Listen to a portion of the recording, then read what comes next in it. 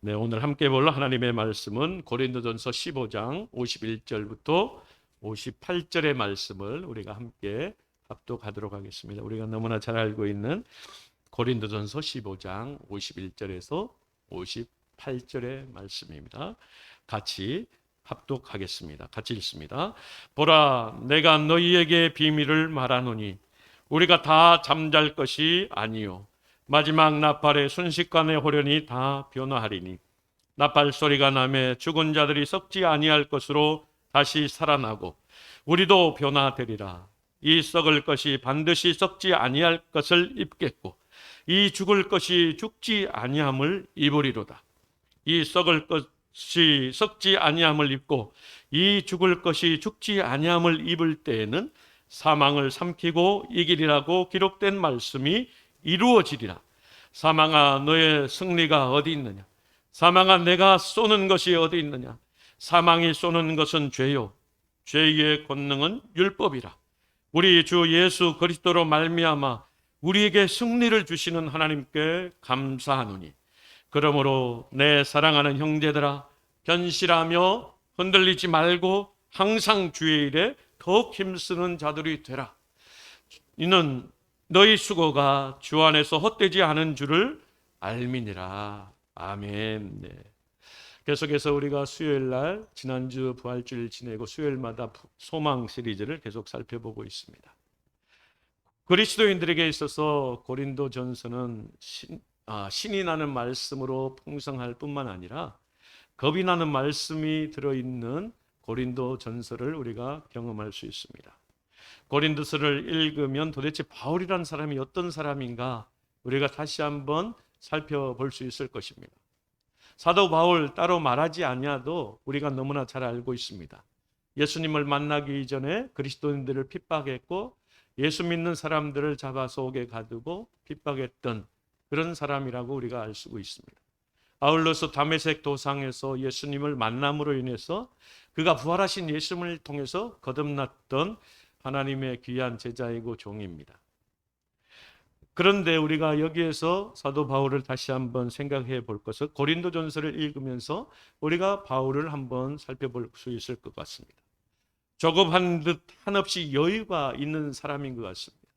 뿐만 아니라 율법적인 사람이다 싶으면 또한 한없이 관용이 넉넉한 사람이라는 것을 알 수가 있습니다. 그러나 분명한 것은 하나님의 말씀 앞에서 바늘구멍보다 더 친밀한 빈틈이 없는 사람인 것을 우리가 고린도서를 읽으면서 그 자신을 이야기해 볼 수가 있습니다. 사람이 이처럼 치밀하고 완벽하면 옆에 있기조차 참으로 답답한 그러한 경험을 할 수 있습니다. 그렇지만 그런 상황 속에서 하나님의 말씀 앞에서는 바르고 온전하고 치밀하고 아버지 계획적으로 그가 사용되었다라는 것을 알 수가 있습니다. 바울의 옆에 많은 사람이 없었던 것 역시 우리가 말씀을 읽으면서 살펴볼 수 있습니다. 그런데 사도 바울이 13권의 서신서를 써가면서 항상 앞에 누구누구와 함께 사역했다라는 것을 밝히고 있습니다. 바울과 실라가 함께 사역을 했었고 바울과 디모데가 또한 실라와 세 명이서 함께 사역할 때도 있었고 에바브로디도와 함께 사역할 때도 있었습니다. 더 나아가서 두기고와 바울이 함께 사역할 때도 있었습니다. 이처럼 우리가 바울을 생각할 때 관계하는 사람이 많이 없고 하나님의 말씀에 온전한 사람이었다, 치밀한 사람이었고 빈틈이 없는 사람으로 우리가 생각할 때에 어찌 보면 사도 바울이 비정한 사람이기까지 한 것이 아닌가라고 생각해 볼 수 있습니다. 그러나 절대 그렇지 않습니다. 그는 어느 사도보다도 더 열정적인 사람이었습니다. 예수님을 믿기 전에, 예수님을 만나기 이전에는 율법에 탁월했기 때문에 율법을 지키지 아니하면 찌름이 있는 사람이었을 것입니다. 그런데 예수님을 온전히 만남으로 말미암아 열정적인, 복음의 열정적인 사람으로 바뀌었습니다. 하나님 앞에서나 사람들 앞에서 그는 진정한 하나님의 사랑을 나타내기 위해서 자신의 생명까지도 아끼지 않는 그러한 열정적인 사람이었다라는 것을 우리가 알 수가 있습니다. 그의 사랑이 어떠했는가를 우리는 각 서신서를 통해서 살필 수가 있습니다. 고린도전서 13장에서도 보여주고 있는 것처럼 한 장의 할례에서 하나님의 사랑에 대해서, 사랑이 무엇인가에 대해서 자세하게 기록해 놓았지만 서신서들 마지막 부분에 보면 마지막 끝 인사를 하면서 마지막에 또 하나님의 사랑을 계속해서 이야기하고 있는 부분도 있습니다. 이처럼 우리가 고린도전서 15장에 궁극적으로 하나님께서 사도 바울을 통해서 말씀하고자 하는 것은 부활의 목적과 또한 복음의 궁극적인 목적에 대해서 분명히 기록해 주고 있습니다. 오늘날 교회가 너무 현실에 안착하다 보니 그리스도인의 궁극적인 소망 또한 목표가 무엇인가를 잃어버릴 때가 많이 있었습니다. 바울이 고린도 교회 성도들에게 주의 택하심과 부르심과 성도의 직무와 임무를 말하면서 그리스도인들의 삶 속에서 아름답게 피어나야 할 하나님의 사랑, 즉 아가페 사랑을 역설하고 있습니다. 이것은 이 땅에서 사는 날 동안 우리가 지켜야 할 책임과 책무와 의무라는 것을 사도 바울은 우리에게 말씀하고 있는 것입니다. 사도 바울은 고린도전서 3장에서 장차 우리의 공적에 따라 상급이 있을 것에 대해서도 말하고 있습니다. 우리가 이 땅에서 어떻게 살아가느냐에 따라서 하나님께서 우리를 위해서 예비해 놓은 상급에 대해서도 말씀하고 있습니다. 우리는 이 상급에 대해서 좀 더 생각해 볼 필요가 있습니다. 많은 그리스도인들이 천국이란 말을 오해하고 있는 경우도 있습니다. 단지 천국을 죽어서 우리의 영혼이 가는 곳으로 생각하는 사람들도 있습니다. 그러나 천국은 우리가 예수 그리스도를 믿는 그 순간부터 우리 안에 찾아오는 것입니다. 주님께서도 천국이 여기 있다 저기 있다 하는 것이 아니라 너희의 마음속에 이미 임했다라고 말씀하고 있는 것처럼 내가 예수 그리스도를 믿는 그 순간, 예수 그리스도를 나의 구세주로 영접하는 그 순간 천국이 다른 데 있는 곳이 아니고 그 천국이 내 심령 속에 함께 있다라고 주님은 우리에게 말씀하고 있는 것입니다. 그러나 이것은 너무 추상적이고 현실을 세상과 함께 공존해야 하는 인간으로서 충만한 복이라 칭하기 쉽지 않습니다. 인간은 그 어떤 것보다도 눈에 나타나는 현실적인 것에 치우쳐 있기 때문에 그렇습니다. 우리는 눈에 보이는 것에 가치를 부여하기도 하고 또 우리가 경험한 것을 가장 큰 가치로 여길 때도 있습니다. 그런데 우리 눈에 보이지 않는 것에 더 큰 가치가 있고 더 큰 놀라운 은혜가 있다는 것을 우리는 잘 알 수가 있습니다. 우리 인간적인 삶을 살아가면서 눈에 보이고 우리의 삶 속에 현실을 가치를 부여할 때가 참으로 많이 있습니다. 가령 나에게 10년 후에 1,000만 원을 받겠습니까? 아니면 지금 100만 원을 받겠습니까? 라고 질문한다면 여러분은 어떤 것을 선택하겠습니까? 사실은 어릴 저녁에 저희 아내한테 그런 질문을 해봤습니다. 아마도 이 땅에 살아가는 대부분의 사람들은 8, 90%는 지금 당장의 것을 선택하는 경우가 많이 있을 것입니다. 먼 미래, 10여 년 후에, 아니 하루 뒤에 일어날 일들에 대해서 소망을 가져야 되는데 그렇지 못하는 경우가 많이 있습니다. 당장 지금 현재 이 시간에 이루어지는 것을 더 가치 있고 중요한 것으로 생각하는 사람들이 많이 있습니다. 오늘 바울은 부활에 관한 것을 말하고 있습니다. 그렇죠? 많은 사람들이 이 부활에 대해서 또 오해들을 하고 있습니다. 아직까지 이 세상에 부활에 참여한 사람은 예수 그리스도밖에 없다는 사실인 것입니다. 우리가 성경에서 죽었다가 살아난 사람들이 가끔씩 있습니다. 누구입니까? 엘리사가 살린 수넴 여인의 아들이 있습니다. 또한 예수께서 친히 살리신 마리아의 형제 누가 있습니까? 나사로도 있습니다. 야이로의 딸도 있습니다. 과부의 아들도 있습니다. 그리고 베드로가 살린 도르가도 있습니다. 이것들은 무엇을 말하고 있습니까? 앞에서 열거한 그들은 부활한 것이 아닙니다. 만약 그들이 부활했다면 그들은 다시 죽지 않았어야 할 것입니다. 성경에 기록은 없지만 나사로는 12 제자들과 함께 있었고 도르가도 초대교회 성도들 속에 생활하다가 그도 수명이 다하여 죽음을 맞이하고 하늘나라로 갔을 것입니다. 그러므로 여기 살아남이라는 것은 그 생명의 주권이 주님께 있음을 우리는 마음속 깊이 간직하며 살아가야 될 줄로 믿습니다. 만물의 창조자가 되시는 그 하나님의 놀라운 은혜가, 또한 하나님의 주권 안에 그 놀라운 부활하심이 있음을 우리는 기억하며 나가야 될 줄 믿습니다. 부활이란 한마디로 주의 날 단 하루에 있을 우주 만물 창조 이래 첫 번째 사건인 것입니다. 바울은 그 사건을 미리 알았습니다. 오늘 읽었던 51절 말씀에 뭐라고 기록하고 있습니까? 보라, 내가 너희에게 비밀을 말하노니 우리가 다 잠잘 것이 아니요 마지막 나팔에 순식간에 홀연히 다 변화하리니. 52절입니다. 나팔 소리가 나며 죽은 자들이 썩지 아니할 것으로 다시 살고 우리도 변화하리라, 이렇게 기록하고 있습니다. 우리는 다 홀연히 변화할 것에 대해서 말씀하고 있습니다. 나팔 소리가 나면 죽은 자들이 썩지 아니할 것으로 다시 살고 우리도 변화될 것에 대해서 사도 바울은 말씀하고 있습니다. 그런데 이 변화되는 것, 다시 사는 것, 분명히 사도 바울은 순서가 있다라고 말씀하고 있습니다. 바울은 그에 대해서 15장 23절과 24절에서 말씀하고 있습니다.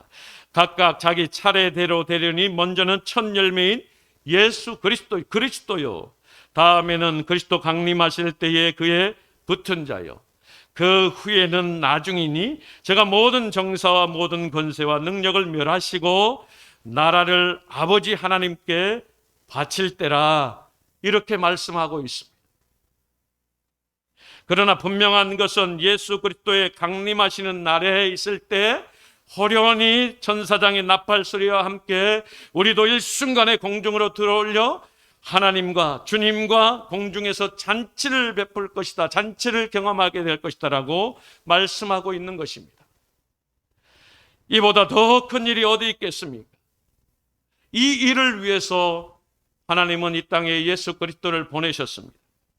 우주 만물 중에 첫 번째 사건이자 마지막인 부활 사건을 통해서 모든 사람들을 초대한 것이 아니라, 만약 예수 그리스도만 믿고 있었던 사람들 또한 모두가 부활에 참여한다면 그것이 무슨 상급이 되겠습니까? 바울은 오직 많은 사람이 달려 그 상을 받는 자는 오직 한 사람이라고 말씀하고 있습니다. 우리 각자 한 사람은 하나님 앞에서 한 사람으로서 이 땅에서 경주해야 되는 것입니다. 우리 모두는 각자 한 사람으로서 주님 앞에 열심을 다하여 최선의 모습으로 경주하면 결국에는 하나님께서 크고 놀라운 상급으로 허락하시겠다라고 말씀하고 있는 것입니다. 우리 각자 한 사람들마다 부활에 참여함으로 온전한 부활의 소망을 가지고 살아가야 될 줄로 믿습니다.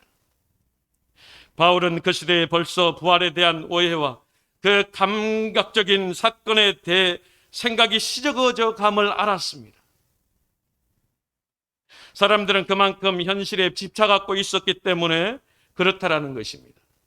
얼마 지나지 않은 그 상황을 부활하신 예수님을 만났음에도 불구하고 한 달, 두 달, 1년, 2년이 지나가 버리니 그 부활의 놀라운 그 사명을 잊어버리는, 그 놀라운 은혜를 잊어버리고 식어버리는 그런 과정을 사도 바울은 알았다라는 것입니다.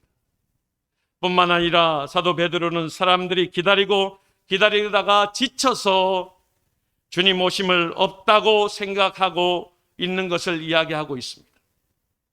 베드로는 이렇게 말씀하고 있습니다. 노아의 때와 같이 불의의 멸망이 급히 임할 것이나 아직은 하나님의 오래 참으심으로 모든 사람이 구원에 이르기를 바라신다고 하나님의 자비하심을 설명하고 있습니다. 하나님은 모든 사람이 구원을 얻기까지 참고 기다리십니다. 그 놀라운 은혜를 경험하는 저와 여러분이 되기를 원합니다. 온 인류의 모든 사람들이 예수 그리스도를 만나고 개인의 구세주로 만남으로 부활의 소망 가운데 주님 앞에 나오기를 기다리시는 분이 전능하신 여호와 하나님이라고 사도 베드로는 우리에게 가르쳐주고 있습니다. 바울 사도는 오늘 15장 12절 말씀에서 이렇게 기록하고 있습니다. 같이 한번 읽어보겠습니다. 우리 성경을 찾거나 자막을 보시면서 같이 읽습니다. 그리스도께서 죽은 자 가운데서 다시 살아나셨다 전파되었거늘 너희 중에 어떤 이들은 어찌하여 죽은 자 가운데 부활이 없다 하느냐. 사도 바울은 이렇게 책망하고 있습니다. 예수 그리스도 부활하심을 경험했음에도 불구하고 이렇게 책망을 하고 있습니다. 오늘날도 많은 신학자들은 강단에서 부활의 무용함을 말하기도 하고 심지어 주님께서 육체로 오신 것을 부인하는 그러한 상황까지 놓여 있습니다. 급진적인 자유적인 신학자들이 그런 일들 펼치고 있는 것입니다. 그들은 그들의 학식과 배경이 어떠할지라도 마땅히 저주받아야 할 마땅할 것입니다. 오히려 사단의 앞잡이로 그들이 쓰이는 것이 아닌가 생각해 볼 수 있습니다. 오늘 우리가 15장에서 발견해야 될 중요한 핵심 문맥이 있습니다. 주님께서 부활 승천하신 지 그리 오래되지 않은 그 시점에 왜 이런 일이 교회 가운데 발생했을까 하는 것입니다. 바울은 그에 대해서 설명하고 있습니다. 15장 3절 말씀에서 이렇게 기록하고 있습니다. 내가 받은 것을 먼저 너희에게 전하였노니 이는 성경대로 그리스도께서 우리 죄를 위하여 죽으시고 장사 지난 바 되었다가 성경대로 사흘 만에 다시 살아나사 게바에게 보이시고 후에 12 제자에게와 그 후에 500여 형제에게 일시에 보이셨나니 그 중에 지금까지 태반이 살아있고 어떤 이는 잠들었으며 그 후에 야고보에게 보이셨으며 그 후에 모든 사도에게와 맨 나중에 만삭되지 못하여 난 자 같은 내게도 보이셨느니라고 말씀하고 있습니다. 15장 3절부터 8절 말씀에서 사도 바울은 이렇게 기록하고 있는 것입니다. 여기에서 우리가 흥미롭게 주목해야 될 성경 단어가 있습니다. 무엇입니까? 성경대로라는 말씀에 주목해 볼 필요가 있습니다. 그 당시는 물론 성경이 기록되어져 가고 있는 시기였습니다. 여기서 성경대로라는 것은 어떤 의미를 포함하고 있습니까? 과거에 하나님께서 성령의 인도하심을 따른 그 믿음의 사람들을 통해서 기록되었던 하나님의 말씀, 구약의 말씀, 예언의 말씀, 그 말씀이 성취되어져 가고 있습니다. 뿐만 아니라 사도 바울이 살았던 이 당시에도 하나님의 영이 임한 하나님의 사람들을 통해서 성경이 기록되어져 가고 있다는 것을 말씀하고 있는 것입니다. 성경대로 죽으시고 성경대로 사흘 만에 다시 살아나사 하나님의 놀라운 계획하심과 섭리하심과 성취하심을 순차적으로 이루어 가시는 그 놀라운 하나님의 은혜가 있다는 것입니다. 사도 바울은 15장 1절 서두에서 이렇게 기록하고 있습니다. 내가 너희에게 전한 복음을 너희에게 알게 하노니라고 말씀하고 있습니다. 아직 그들 속에 분명히 깨닫지 못하고 있는 것을 지적하고 있습니다. 과거의 성경의 말씀을 빌어 함께하는 모든 사람들에게 복음을 전하고 있습니다. 1세기 초에 기록되어지는 말씀 계속해서 기록되어져 가고 있기 때문에 그것을 믿지 못한 사람들이 많이 있었다라는 것입니다. 깨닫지 못하는 사람들이 많이 있었다라는 것입니다. 그들이 경험했음에도 불구하고 그것이 오래 가지 못하고 있었다라는 것을 말씀하고 있는 것입니다. 계속해서 사도 바울은 이는 너희가 받는 것이요 또 그 가운데 선 것이다라고 계속해서 말씀하고 있습니다. 우리가 앞에서 읽었던 것처럼 3절에서 내가 받은 것을 먼저 너희에게 전하였노니라고 말씀할 뿐만 아니라 12절 말씀에서 전파되었거늘 이렇게 말씀하고 있습니다. 순차적으로 일정한 질서를 가지고 하나님의 말씀이 복음이 전파되고 있음을 사도 바울은 가르쳐주고 있습니다. 바울은 고린도전서 15장 말씀에서 부활의 증인이 누구이며 그 부활의 복음이 누구에게 주어졌으며 뿐만 아니라 무엇으로 그들에게 전달되었는지 상기시켜 주고 있는 것입니다. 그때 당시 잘못된 교리를 가르치는 사람들이 많이 있었습니다. 그들을 미혹하는 종교 지도자들이 많이 있었습니다. 그리스도를 향한 믿음을 오히려 종교로 바꿔버린 사람들이 많이 있었습니다. 그런 상황 속에서 사도 바울은 온전한 복음을 증거하기 위해 애를 쓰고 최선을 다했던 모습을 볼 수가 있습니다. 부활의 증인이 누구입니까? 뿐만 아니라 부활의 복음이 누구에게 주어졌습니까? 아울러서 무엇으로 부활의 소망이 전달되고 있습니까? 하나님의 말씀을 통해서 부활의 놀라운 은혜가 증거되고 있습니다. 당시 기록되어져 가고 있는 말씀을 통해서 온전케 부활의 소망이 증거되고 있습니다. 성경에 기록됨을 믿지 않고 주의 죽으심과 부활하심을 부인하고 예수님을 배반했던 가룟 유다의 형벌이 어떠했는지는 우리는 잘 알고 있습니다. 지금도 그 누구도 부인할 수 없는 그 현실 속에, 그 사실 속에 그것을 우리가 어떻게 알 수 있습니까? 성경은 기록이 끝났고 이제 하나님의 예정하심과 판단하심은 성경에 기록된 대로 순차적으로 이루어가는 모습을 우리가 성경의 말씀을 통해서, 하나님의 말씀을 통해서, 복음이 증거되는 말씀을 통해서 우리가 깨닫고 경험해 가고 있습니다. 그래서 바울은 54절에서 분명히 말씀하고 있습니다. 54절입니다. 이 썩을 것이 썩지 아니함을 입고 이 죽을 것이 죽지 아니함을 입을 때에는 사망이 이금에 삼킨 바 되리라고 기록된 말씀이 응하리라. 이렇게 사도 바울은 우리에게 증거하고 있습니다. 바울은 견고하고 흔들리지 말며 항상 주의 일에 힘쓰는 자들이 되라고 말씀하고 있습니다. 너희의 수고가 헛되지 않을 줄을 확신한다라고 말씀하고 있습니다. 우리가 복음을 증거하는 일, 부활의 증인으로서 살아가는 일, 그것을 위해서 열심을 다하면 너희들의 수고가 헛되지 않는다라고 사도 바울은 확신하는 가운데 말씀을 선포하고 있는 것입니다. 그러므로 사랑하는 성도 여러분, 오늘 하루를 살아가면서 무엇을 먹을까, 무엇을 마실까, 무엇을 입을까, 그리고 육체의 기뻐할 세상의 것에 떨어져 있는, 또한 곧 오실 주님의 날에 그 부활의 소망에 참여할 거룩한 상급을 바라보며 살아가는 저와 여러분이 되기를 주의 이름으로 간절히 축복합니다. 그 놀라운 부활의 소망을 마음속 깊이 간직하고 우리의 삶 속에 부활의 증인으로서의 삶을 살아간다면 우리를 통해서 하나님의 놀라운 은혜가 차고 넘칠 줄 믿습니다. 우리가 부활을 이야기하기에 앞서서 우리가 꼭 짚고 넘어가야 할 것이 있습니다. 부활 이야기에 앞서서 어둡고 암울한 죽음의 이야기를 꼭 이야기하고 넘어가야 할 것입니다. 죽음이라는 단어는 우리에게 낙심과 낭만과 절망과 좌절을 주는 단어입니다. 우리와 먼 거리에 있는 것이 아니라 우리 곁에서 항상 우리와 함께하고 있는 것이 죽음이라는 것입니다. 아무리 재물이 많아도, 아무리 권력이 많다 하더라도 죽음 앞에서 그 죽음을 뛰어넘을 사람은 아무도 없는 것입니다. 그래서 중국의 진시 황제는 죽음을 이겨버리고 수많은 사람들을 동원해서 동방으로 보내서 불로초를 구하려고 애썼습니다. 그러나 그 역시도 죽음을 뛰어넘지 못했습니다.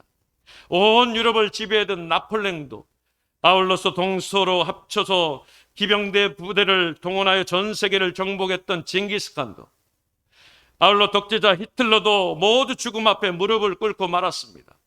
세상의 어떤 권력 앞에서도, 어떤 권력을 가진다 할지라도, 어떤 부귀 영화를 가진다 할지라도 그 죽음을 뛰어넘고 살아난 사람은 아무도 없다라는 것입니다. 죽음이 끝이 아닐 것이라고 막연하게나마 생각했던 동서양의 모든 지식인들이 죽음 너머의 세계를 기대하며 그 세계를 알고자 노력했습니다. 그러나 그것을 발견하지 못했습니다. 그러나 유일하게 그 죽음을 이겨내신 분이 계신 것입니다. 그분은 바로 예수 그리스도인 것입니다. 예수 그리스도께서 죽음을 이겨내시고 사망 권세를 이기시고 다시 부활하심으로 말미암아 죽음 넘어 영원한 삶이 있음을 우리에게 증거해 주고 있는 것입니다. 죽음의 정체가 무엇입니까? 누가 죽음의 권세를 이길 수 있습니까? 오직 예수 그리스도께서 그 죽음의 권세를 이겨내신 분이 그 주님이라는 것을 우리에게 가르쳐 주고 있습니다.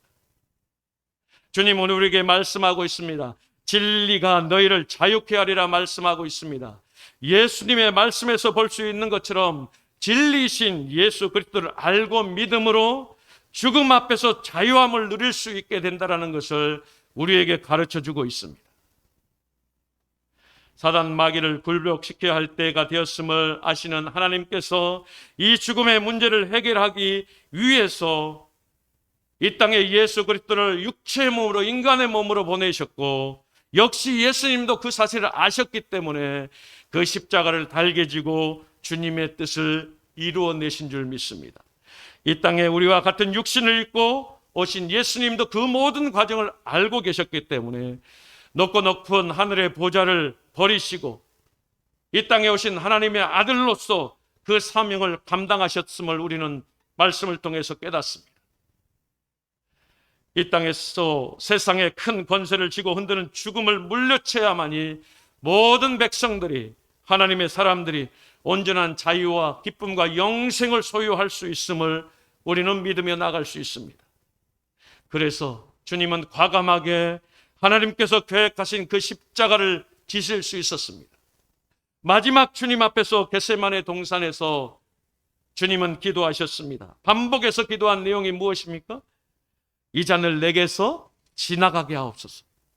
그러나 나의 원대로 마옵시고 아버지의 원대로 하옵소서라고 계속해서 반복해서 기도했던 예수님의 모습을 우리가 살펴볼 수 있는 것입니다. 예수님께서도 이 땅에 인간의 몸으로 입고 오셨기 때문에 하나님의 뜻에 순종하기 위해서 죽음의 권세를 깨뜨리는 것이 주님 가운데로 나아가는 것임을 아시고 십자가를 당당하게 지시고 죽음 앞에 당당하게 임하신 그 놀라운 주님이 우리의 주님이 되심을 믿습니다. 예수님은 죽음을 이김으로 사망 권세를 이기셨습니다. 저와 여러분도 마찬가지로 주님의 놀라운 부활의 소망을 내 심령 속에 가지고 있기 때문에 하나님의 놀라운 부활의 소망, 죽음을 뛰어넘을 수 있는 믿음, 죽음을 뛰어넘을 수 있는 삶을 살아갈 수 있음을 믿습니다. 우리의 믿음의 핵심이 무엇입니까?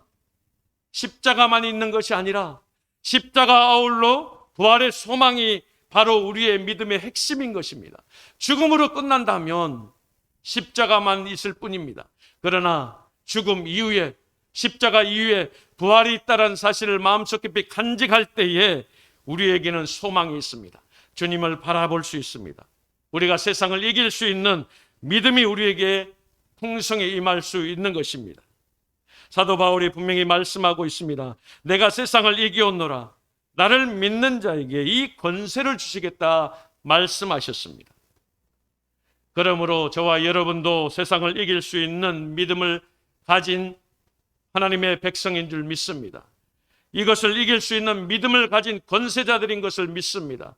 그러므로 이 땅을 살아갈 때 죽음 앞에서도 당당하게 싸워 이길 수 있는 저와 여러분의 삶이 되기를 주의 이름으로 간절히 축복합니다. 오늘 찬송을 불렀던 것처럼 찬송 가운데 365장 4절에 뭐라고 찬송하고 있습니까? 죽음 앞에서 겁을 내는 자여 주 예수 앞에 다 아뢰어라. 다 아뢰으면 주님이 우리를 회복케 하시고 주님이 나의 친구가 되어주시고 그 죽음조차도 이길 수 있는 능력 되신 주님이 나와 함께 하신다는 사실을 우리가 기억하며 나갈 수 있을 겁니다. 죽음을 물리치시고 승리하신 주님이 바로 우리의 하나님이 되심을 마음속 깊이 간직하며 나가는 저와 여러분이 되기를 주의 이름으로 간절히 축복합니다. 보라, 내가 세상을 이기었노라. 나를 믿는 자, 나를 따르는 자, 이 모든 자에게 이러한 권세를 주리라 말씀하신 그 약속의 말씀을 믿고 간직하며 살아감으로 주님 앞에 영광 돌리는 믿음의 삶을 살아가는 저와 여러분이 되기를 주의 이름으로 간절히 축복합니다. 그런데 우리가 넘어지는 이유가 어디에 있습니까? 우리가 쓰러져 주저앉는 이유가 어디 있습니까? 그것은 부활의 소망이 우리에게 미약하기 때문에 그렇습니다. 희미해져 갈 때 우리가 넘어져 또한 주저앉아 쓰러져 있을 때가 많이 있습니다. 우리가 살아가는 365일 우리의 인생 전체 부활의 소망을 잃어버리지 않고 항상 주님이 나와 함께 하심으로 말미암아 내 심령 속에 내 삶 속에 부활의 소망이 차고 넘치는 그러한 삶을 살아감으로 정말로 아름답게 주의 영광을 바라보고 주의 뜻을 드러내고 주님의 온전하신 놀라운 은혜를 경험하는 저와 여러분의 매일의 삶이 되기를 주의 이름으로 간절히 축복합니다. 같이 기도하겠습니다. 전능하신 여호와 하나님 아버지, 참으로 감사합니다. 부활의 소망이 우리를 두렵게 하지 않게 해줌을 믿습니다. 주여 하나님 아버지여, 우리가 이 땅을 살아가면서 담대하게 살아갈 수 있도록 인도하여 주시기를 원합니다. 아버지 하나님이 우리가 죽음을 두려워하지 않게 도와주시기를 원합니다. 우리 주변에 우리를 해하려고 하는 사단 마귀 권세자들이 너무나 많습니다. 그런 상황 속에서도, 위기 상황 속에서도, 낙심은 되는 상황 속에서도 낙심하지 아니하고 주님을 바라볼 수 있는 것은 주님이 나와 함께 하심을 믿기 때문에 그렇습니다. 사망 권세를 이길 수 있는 믿음을 우리에게 주셨기 때문에 그렇습니다. 하나님, 우리에게 날마다 부활의 소망 가운데 사망 권세를 이길 수 있는 믿음과 온전한 소망 가운데 살아감으로 주님의 뜻을 이루어낼 수 있도록 주여 축복하여 주옵소서. 이 부활의 소망을 가진 사람으로서 세상을 이기고 사단 마귀의 권세를 이기는 부활의 승리자들로 살아갈 수 있는 우리 모두가 될 수 있도록 주여 축복하여 주옵소서. 사단 마귀의 가장 큰 권세를 무너뜨릴 수 있는 능력은 하나님으로부터 나오며 주님의 부활의 소망으로부터 나올 수 있다는 사실을 마음속 깊이 간직함으로 주님께 영광 돌리는 우리 모두가 될 수 있도록 주여 축복하여 주옵소서. 이제는 우리 주 예수 그리스도의 은혜와 하나님 아버지의 극진하신 사랑하심과 성령님의 내주교통 역사하시며 우리가 날마다 부활의 소망 가운데 살아가는 사람으로 온전케 주님께 영광 돌리며 살아가는 우리 모든 삶의 여정 위에, 가정 위에, 지체 위에, 하는 모든 일들 위에 지금부터 영원토록 함께 하시기를 예수 그리스도의 이름으로 간절히 축원하옵나이다. 아멘.